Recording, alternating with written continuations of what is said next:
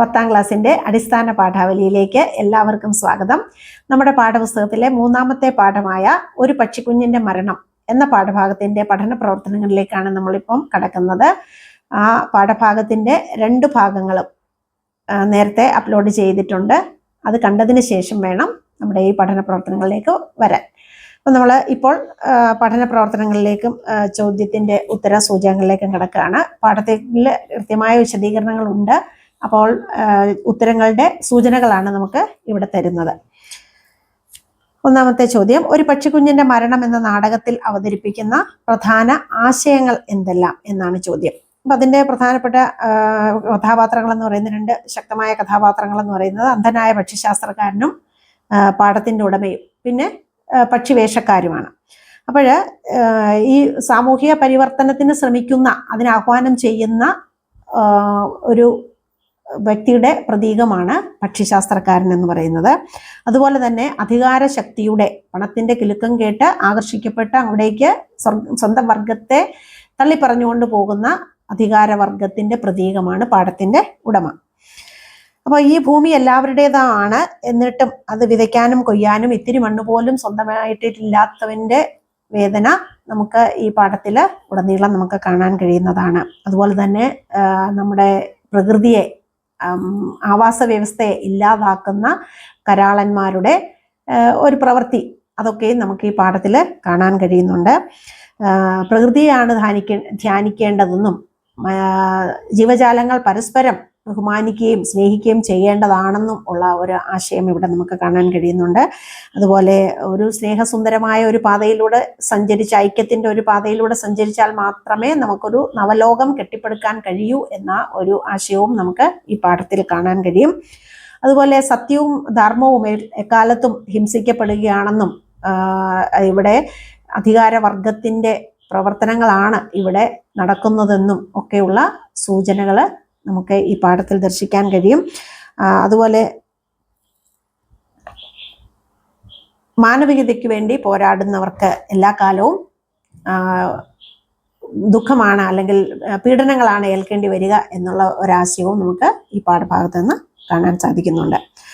അടുത്ത ചോദ്യം, ഈ നാടകത്തിലെ പക്ഷിശാസ്ത്രക്കാരൻ, ഉടമ തുടങ്ങിയ കഥാപാത്രങ്ങളെല്ലാം ചില മനോഭാവങ്ങളെയും ജീവിതാവസ്ഥകളെയും പ്രതിനിധാനം ചെയ്യുന്നു. ഈ കഥാപാത്രങ്ങളുടെ സവിശേഷതകൾ വിശകലനം ചെയ്ത് ഈ നാടകത്തിന്റെ സമകാലിക പ്രസക്തി വിമർശനാത്മകമായി വിലയിരുത്തുക എന്നുള്ളതാണ് ചോദ്യം. അപ്പൊ ഈ പക്ഷിക്കുഞ്ഞിന്റെ മരണം എന്ന നാടകത്തിലെ കഥാപാത്രങ്ങളെ കുറിച്ച് നമ്മൾ പറഞ്ഞു. പക്ഷിശാസ്ത്രക്കാരനും ഉടമയുമാണ്. വ്യത്യസ്തമായ മനോഭാവങ്ങളും ജീവിത വീക്ഷണവും വെച്ചു പുലർത്തുന്ന 2 പേരാണ് ഇവര്. അപ്പോൾ ഈ അടിസ്ഥാന വർഗത്തിന് വേണ്ടി നിലകൊള്ളുന്ന പക്ഷിശാസ്ത്രക്കാരനും അധികാരവർഗത്തിന്റെ പ്രതീകമായ ഉടമയും. അപ്പോൾ അന്ധതയേറും തോറും ഉൾക്കൊണ്ടുകൊണ്ട് പലതിനെയും കാണാൻ കഴിയുകയും തനിക്ക് ആവും വിധം മറ്റുള്ളവരെ ഒരു നവലോക സൃഷ്ടിക്കായി ഒരുക്കുകയും ചെയ്യുക എന്നുള്ളതാണ് പക്ഷിശാസ്ത്രക്കാരന്റെ ധർമ്മമായിട്ട് അദ്ദേഹം മനസ്സിലാക്കുന്നത്. അദ്ദേഹം ചെയ്യുന്നത് അങ്ങനെയാണ്. നന്മയുടെയും പ്രതീക്ഷയുടെയും സാഹോദര്യത്തിന്റെയും ഒരു പുതിയ ലോകം സ്വപ്നം കാണുന്നവനാണ് പക്ഷിശാസ്ത്രക്കാരൻ. അതുപോലെ തന്നെ ഇവിടെ എന്നാൽ അതിന് വ്യത്യസ്തമായി പക്ഷിശാസ്ത്രക്കാരനെ എതിർക്കുക എന്നുള്ളതാണ് പാടത്തിന്റെ ഉടമ ചെയ്യുന്നത്. മാത്രവുമല്ല, അദ്ദേഹം പാടത്തിന്റെ ഉടമ സ്വയം തന്റെ സ്വർണ്ണച്ചിറകൾ അരിഞ്ഞെറിഞ്ഞ് തന്റെ വർഗത്തെ തന്നെ വഞ്ചിച്ചുകൊണ്ട് പണക്കൊതി അല്ലെങ്കിൽ അധികാര കൊതിക്ക് വേണ്ടി, സ്വാർത്ഥലാഭത്തിന് വേണ്ടി കടന്നുപോയവനാണ്. അപ്പോൾ ധ്യാനത്തിലിരിക്കുന്ന ഗുരുവിന്റെ നെഞ്ചിൽ കൂരം പെയ്യാൻ പോലും മടിക്കാത്തവനാണ് പാടത്തിന്റെ ഉടമ. ഒടുവിൽ തോട്ടത്തിലെ പൂക്കളെല്ലാം പക്ഷിശാസ്ത്രക്കാരന്റെ രക്തം കൊണ്ട് ചുവക്കുന്നത് കണ്ടിട്ട് ഭയന്നിട്ട് വീണ്ടും ഇനി തനിക്ക് അധികകാലം നിലനിൽപ്പില്ല എന്ന തിരിച്ചറിവിന്റെ അടിസ്ഥാനത്തിൽ ആ കിളികളുടെ അടുത്തേക്ക് തിരിച്ചു വരുന്നവനാണ് പാടത്തിന്റെ ഉടമ. അസമത്വങ്ങളെ തകർക്കുന്ന ആ സാമൂഹ്യ മുന്നേറ്റത്തിൽ താൻ തന്നെ ഇല്ലാതായി പോകുന്നു എന്ന തിരിച്ചറിവാണ് ആ പോയിടത്തേക്ക് തിരിച്ച് വരാനുള്ള പാടത്തിന്റെ ഉടമയുടെ തീരുമാനത്തിന്റെ പിന്നിൽ. അതുപോലെ അനിവാര്യമായ ഒരു മാറ്റം, എല്ലാ അധികാര ശക്തികളും അധാർമിക ശക്തികളും ഒക്കെ ഇല്ലാതാവുന്ന ഒരു ദിനം ഉണ്ടാകും എന്ന ഒരു സൂചനയോടുകൂടിയാണ് ഈ നാടകം അവസാനിക്കുന്നത്. അപ്പം ഇവിടെ എല്ലാ കാലത്തെയും ഈ നാടകത്തിന്റെ സാമൂഹ്യ പ്രസക്തി എന്ന് പറയുന്നത് എല്ലാ കാലത്തും ഇത്തരത്തിലുള്ള 2 വർഗം നമ്മുടെ സമൂഹത്തിൽ എല്ലാ കാലത്തും ഉണ്ട്. അപ്പൊ ഇവർ തമ്മിലുള്ള ഒരു പോരാട്ടം എല്ലാ കാലത്തും ഉണ്ടായിട്ടുണ്ട്, ഇനിയും ഒരുപക്ഷെ ഉണ്ടാവുക തന്നെ ചെയ്യും എന്നുള്ളതാണ് ഈ നാടകത്തിന്റെ സമകാലിക പ്രസക്തി എന്ന് പറയുന്നത്. അടുത്ത ചോദ്യം, ചിറകുവെച്ച ചിന്തകൾ, തീപിടിച്ച സ്വപ്നങ്ങൾ. നാടകത്തിലെ ഇത്തരം പ്രയോഗങ്ങൾ കണ്ടെത്തി അവയുടെ അർത്ഥസാധ്യതകൾ വ്യക്തമാക്കുക എന്നാണ് സൂചിപ്പിച്ചിരിക്കുന്നത്. അപ്പൊ ഈ ചിറകുവെച്ച ചിന്തകൾ എന്ന് പറയുന്ന വ്യക്തികളിൽ നിന്ന് ഉരുത്തിരിയുന്ന പുരോഗമനപരമായ ചിന്തകൾ ഒരു സാമൂഹ്യ വിപ്ലവത്തിന് തന്നെ കാരണമായ വഴിയൊരുക്കുന്നതാണ് എന്നുള്ള ഒരു അർത്ഥം ഇവിടെ കിട്ടുന്നുണ്ട്.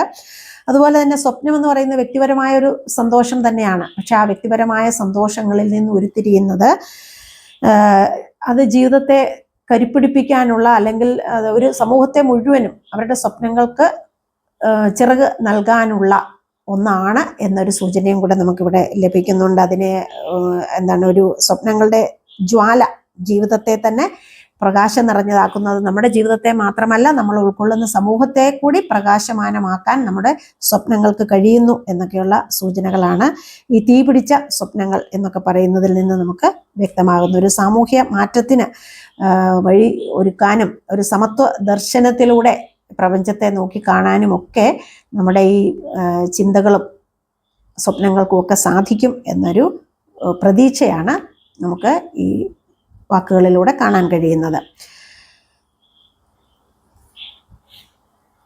കിളികൾ, അടുത്ത ചോദ്യമാണ്. കിളികൾ എല്ലാവരും കൂടി ഓരോ കൊത്ത്. അയാൾ രക്തം വാർന്ന് വെയിലത്ത് വാടി വീഴും. ആ പാടത്തിനൊത്ത നടുവിൽ പക്ഷിശാസ്ത്രക്കാരൻ, അയ്യോ വേണ്ട, എൻ്റെ പൊന്നും കുടങ്ങളെ കൊത്തേണ്ട, ആ രക്തം കൊണ്ട് കുഴയ്ക്കേണ്ട. ഡോക്ടർ വയലാ വാസുദേവൻ പിള്ള.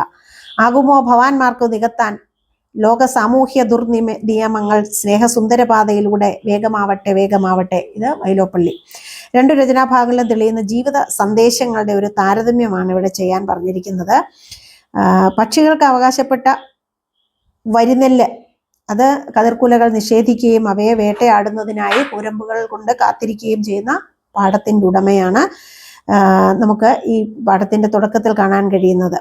എല്ലാവരും ചേർന്ന് ഓരോ കൊത്തു കൊത്തിയാൽ അവസാനിക്കാനുള്ളതേ ഉള്ളൂ. എല്ലാവരും കൂടി ഓരോ കൊത്തിയാൽ രക്തം വാർന്നതിൽ വെയിലത്ത് വാടി വീഴും. ആ പാടത്തിന്റെ ഒത്ത നടുവിൽ എന്ന് കിളികൾ പറയുമ്പോൾ പക്ഷിശാസ്ത്രക്കാരൻ പറയുകയാണ്, വേണ്ട, അഹിംസയുടെ പാതയാണ് നമുക്കുള്ളത്. ഒരു രക്തച്ചൊരിച്ചിൽ കൊണ്ട് ആത്യന്തികമായി ഒന്നും ആരും നേടുന്നില്ല എന്നുള്ള ഒരു ചിന്തയാണ് അവിടെ ഈ നാടകത്തിൽ പങ്കുവയ്ക്കുന്നത്, വയലാ വാസുദേവൻ പിള്ള പങ്കുവയ്ക്കുന്നത്. ആ രക്തം കൊണ്ട് കുഴയ്ക്കണ്ട എന്നാണ് പറയുന്നത് അല്ലേ. അത് ആ രക്തം കൊണ്ട് ഈ സ്വാതന്ത്ര്യത്തെ അല്ലെങ്കിൽ പുതിയ നവലോകത്തെ പങ്കിലമാക്കണ്ട, ഉള്ളതാക്കണ്ട എന്ന് പറയുന്നു. അപ്പോൾ നമ്മളെ ദ്രോഹിക്കുന്നവരെ പോലും സ്നേഹം കൊണ്ട് കീഴടക്കുകയാണ് ചെയ്യേണ്ടത് എന്ന ഒരു അഹിംസയുടെ ദർശനമാണ് നമുക്കിവിടെ കാണാൻ കഴിയുന്നത്. അതുപോലെ തന്നെ സമൂഹത്തിന്റെ താഴെത്തട്ടിൽ ഉള്ള ആളുകൾക്ക് അവകാശങ്ങൾ നിഷേധിക്കുന്ന ഒരു സാമൂഹ്യ വ്യവസ്ഥയാണ് പലയിടത്തും നിലനിൽക്കുന്നത് അല്ലെ. നമ്മുടെ ഇടങ്ങളിലും അത്തരം ഒരു ദുർനിയമങ്ങൾ നിലവിലുണ്ട്.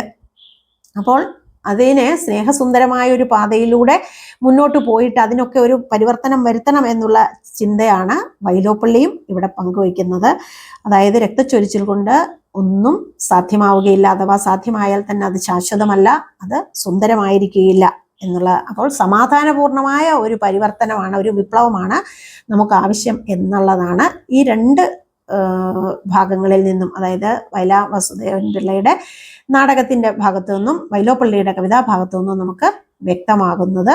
രക്തച്ചൊരിച്ചിൽ കൂടാതെ സമാധാനപൂർണമായ ഒരു മുന്നേറ്റം, ഒരു സമത്വസുന്ദരമായ ഐക്യമുള്ള ഒരു നവലോകം, ഇതാണ് രണ്ട് കവികളും സങ്കല്പിക്കുന്നത്. ഒരു പക്ഷിക്കുഞ്ഞിൻ്റെ മരണം എന്ന നാടകം ഉചിതമായ വേഷവിധാനങ്ങളോടെ ക്ലാസ്സിൽ അവതരിപ്പിക്കാൻ ആവശ്യപ്പെട്ടിട്ടുണ്ട്. അപ്പോൾ അതിന് ഉള്ള സംവിധാനങ്ങളൊക്കെ നിങ്ങൾ ക്ലാസ്സിൽ ഒരുക്കി അത് ഒന്ന് അവതരിപ്പിച്ച് നോക്കുക. അടുത്തത്, ഗുരുവിൻ്റെ മുഖത്ത് സൂക്ഷിച്ചു നോക്കി എന്നതിന് പകരം ഗുരുമുഖത്ത് സൂക്ഷിച്ചു നോക്കി എന്ന് ചേർത്തെഴുതിയപ്പോൾ വന്ന മാറ്റം എന്ത്? ഇങ്ങനെ ചേർത്തെഴുതുന്നത് കൊണ്ടുള്ള പ്രയോജനം എന്ത്? ഇതുപോലുള്ള കൂടുതൽ പദങ്ങൾ കണ്ടെത്തി പട്ടികപ്പെടുത്തുക എന്നാണ് ആവശ്യപ്പെട്ടിരിക്കുന്നത്. അപ്പോൾ ഗുരുവിൻ്റെ മുഖത്ത് സൂക്ഷിച്ചു നോക്കി എന്നതിന് പകരം ഗുരുമുഖത്ത് എന്നാക്കി, ഗുരുവിൻ്റെ മുഖത്ത് എന്നുള്ളത് ഗുരുമുഖത്ത് എന്നാക്കി. അപ്പോൾ ഇൻ്റെ എന്ന പ്രത്യയം ഇല്ലാതായി. അപ്പോൾ വിഭക്തി പ്രത്യയം കൂടാതെ പദങ്ങളെ ചേർത്ത് എഴുതുന്നതിനാണല്ലോ സമാസം എന്ന് പറയുന്നത്. അപ്പോൾ ഇവിടെ അതുകൊണ്ടുണ്ടായ പ്രയോജനം എന്ന് പറയുന്നത്, ഇത് ആശയതലത്തിൽ കൂടുതൽ വ്യക്തത ഉണ്ടാകാനായിട്ട് ഉപകാരമായി. അതുപോലെ ഭാഷയുടെ പ്രയോഗതലം ശക്തവും അനായാസവുമായി മാറുന്നുണ്ട്. അതുപോലെ വാക്യത്തിൻ്റെ ഭാവതലത്തിൽ ആധികാരികത പ്രകടമാക്കാൻ ഈ സമാസം കൊണ്ട് കഴിയുന്നുണ്ട്. കൃത്യമായ അർത്ഥം പ്രകടിപ്പിക്കാനും ഇത്തരത്തിലുള്ള പ്രയോഗം സഹായിക്കുന്നുണ്ട്. അടുത്ത ചോദ്യം, ഒരു ജനകീയ കല എന്ന നിലയിൽ നാടകത്തിൻ്റെ സവിശേഷതകളെക്കുറിച്ച് കൂടുതൽ ധാരണകൾ നേടുന്നതിന് നിങ്ങളുടെ പ്രദേശത്തുള്ള നാടക പ്രവർത്തകരുമായി അഭിമുഖം തയ്യാറാക്കാനാണ് പറഞ്ഞിരിക്കുന്നത്. അപ്പോൾ ഒരു നാടക പ്രവർത്തകനുമായിട്ട് അഭിമുഖം തയ്യാറാക്കുന്നതിന് ആദ്യം ഒരു നാടക പ്രവർത്തകനെ കണ്ടെത്തുക എന്നുള്ളതാണ്. പിന്നെ അദ്ദേഹത്തിൻ്റെ സമയവും സൗകര്യവും അനുസരിച്ച് ഒരു അഭിമുഖത്തിന് വേണ്ടി സമയം ആവശ്യപ്പെടുക. ഇതിനായിട്ട് മുതിർന്നവരുടെ അധ്യാപകരുടെ ഒക്കെ സഹായം നിങ്ങൾക്ക് ഉണ്ടാവും. അദ്ദേഹം ഒരു രചയിതാവാണ്, ഒരു നാടക രചയിതാവാണെങ്കിൽ നമുക്ക് അദ്ദേഹത്തോട് പല കാര്യങ്ങളും നമുക്ക് ചോദിക്കാൻ പറ്റുന്ന കാര്യങ്ങൾ എന്ന് പറയുന്നത് നാടക പ്രസ്ഥാനത്തിലേക്ക് അദ്ദേഹത്തെ ആകർഷിച്ച് എന്താണെന്ന് നമുക്ക് ചോദിക്കാം. അതുപോലെ തന്നെ സമകാലിക സംഭവങ്ങൾ നാടകത്തിൻ്റെ വിഷയമായിട്ട് തിരഞ്ഞെടുക്കുമ്പോൾ അദ്ദേഹത്തിന് നേരിടേണ്ടി വരുന്ന വെല്ലുവിളികൾ എന്തൊക്കെയാണ് എന്ന് ചോദിക്കാം. അതുപോലെ രചനയ്ക്ക് വേണ്ടി തയ്യാറെടുക്കുന്നത് എങ്ങനെയാണ് എന്ന് വേണമെങ്കിൽ ചോദിക്കാം.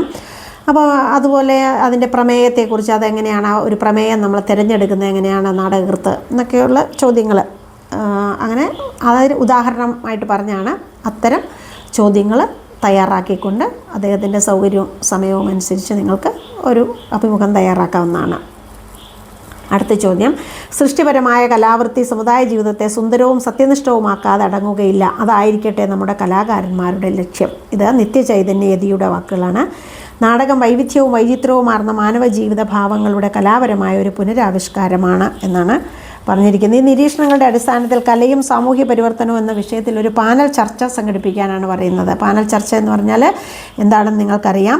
അത് വിഷയം മുൻകൂട്ടി കൊടുക്കണം പാനൽ ചർച്ചയ്ക്ക് വേണ്ടി. അതുപോലെ ചർച്ചയിൽ പങ്കെടുക്കുന്നവർ ആ വിഷയത്തിൽ സാമാന്യം നല്ല അറിവുള്ളവരായിരിക്കണം. ചർച്ചയിൽ പങ്കെടുക്കുന്നവർ കൃത്യതയോടെയും വസ്തുനിഷ്ഠമായും കാര്യങ്ങൾ പറയുന്നവരായിരിക്കണം. പാനലിലെ മറ്റു വ്യക്തികളുടെ അഭിപ്രായം ആദരവോടുകൂടി കേൾക്കുന്നവരും അതിന് അങ്ങനെ തന്നെ പ്രതികരിക്കുന്നവരുമായിരിക്കണം. പിന്നെ മോഡറേറ്ററുടെ നിർദ്ദേശം അനുസരിക്കുകയും സമയപരിധിക്കുള്ളിൽ അത് പറഞ്ഞ് പൂർത്തിയാക്കുകയും വേണം. മോഡറേറ്റർ ചർച്ച ക്രോഡീകരിക്കുകയും ഔപചാരികമായി അവസാനിപ്പിക്കുകയും ചെയ്യണം. അപ്പോൾ ഇതാണ് ഒരു പാനൽ ചർച്ചയ്ക്ക് അത്യാവശ്യം വേണ്ടുന്ന കാര്യങ്ങൾ. അപ്പോൾ ഇവിടെ കലയും സാമൂഹ്യ പരിവർത്തനവും എന്ന വിഷയത്തെ സംബന്ധിച്ചിട്ടാണ് ഒരു പാനൽ ചർച്ച പറഞ്ഞിരിക്കുന്നത്. അപ്പോൾ കലയും സമൂഹവും തമ്മിലുള്ള ബന്ധം എന്തൊക്കെയാണ്, കലയെന്ന് പറയുന്നത് എത്രത്തോളം സമൂഹവുമായി ബന്ധപ്പെട്ടിരിക്കുന്നു, സമൂഹത്തിൽ എന്തൊക്കെ കാര്യങ്ങൾ ചെയ്യാൻ ഈ കലകൾക്ക് സാധ്യമാവും, അതിൻ്റെ എന്തൊക്കെ സാധ്യതകളാണ് കലയ്ക്കുള്ളത് എന്നൊക്കെയുള്ള വിഷയത്തെ അടിസ്ഥാനമാക്കിയിട്ട് ആണ് ഇത്തരം കാര്യങ്ങളിൽ ചർച്ച ചെയ്യേണ്ടത്. അപ്പോൾ അതൊക്കെ തയ്യാറെടുത്തുകൊണ്ട് അതിനൊക്കെ വേണ്ട കാര്യങ്ങൾ കണ്ടെത്തിക്കൊണ്ട് പാനൽ ചർച്ചയ്ക്ക് വേണ്ടി തയ്യാറെടുക്കുക. അപ്പോൾ ഇത്രയും കൊണ്ട് നമ്മുടെ ഈ പാഠഭാഗത്തിലെ പഠന പ്രവർത്തനങ്ങൾ അവസാനിക്കുകയാണ്. അപ്പോൾ അടുത്ത പാഠവുമായി നമുക്ക് വീണ്ടും കാണാം. എല്ലാവർക്കും നമസ്കാരം.